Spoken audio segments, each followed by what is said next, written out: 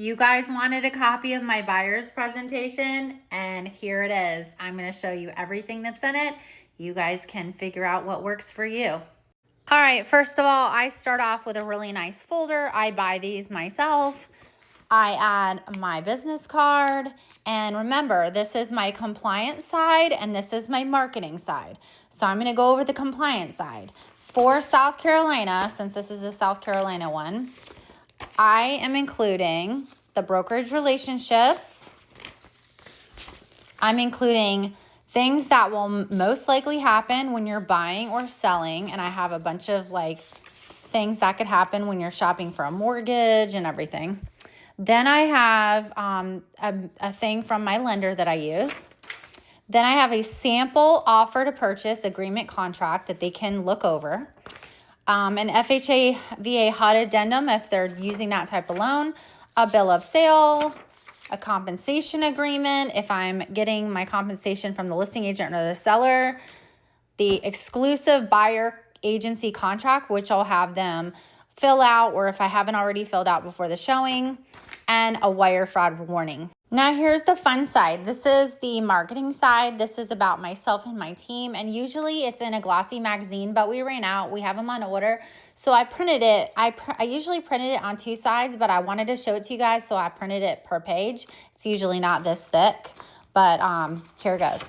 So there's my bio, my achievements, a letter to the client about what we do, the company that we work for, what office locations we have, the journey of buying, going under contract, the steps, and then I go into detail all of the steps, and then why you should hire a real estate agent, what we do with our representation, pre-approval, mortgage considerations, home search, making an offer, due diligence process, all about due diligence, steps, how it works, home inspections, common things that can happen, appraisals, closing process, oh my goodness, sorry, title insurance, why you need it, what is it, do you need both, like homeowners insurance, what's the difference, closing day, what you need,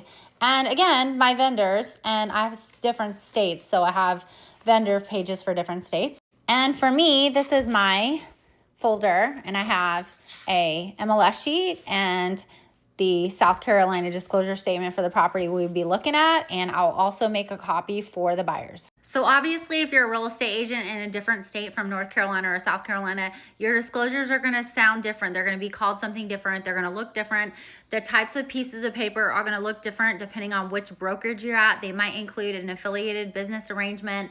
You might have a one-page touring agreement. There's all these other forms that you might need for your brokerage and your firm. So remember that. What I have in here is most of what I need for my firm. I like to give all of my clients all of the forms up front so that they can look them over and read them over. And I always offer to explain it in person when I meet with them and talk to them.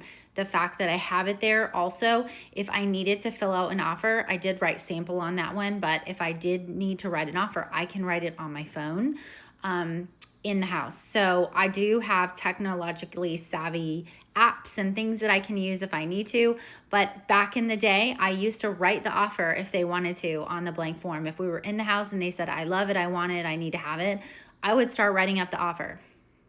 I would leave the price blank because I would go back to the office and then do the comps, and then we would decide a price together on the phone, and then I would send it to them to sign or meet them somewhere, because I did a lot of this before DocuSign ever existed. We used to have fax machines.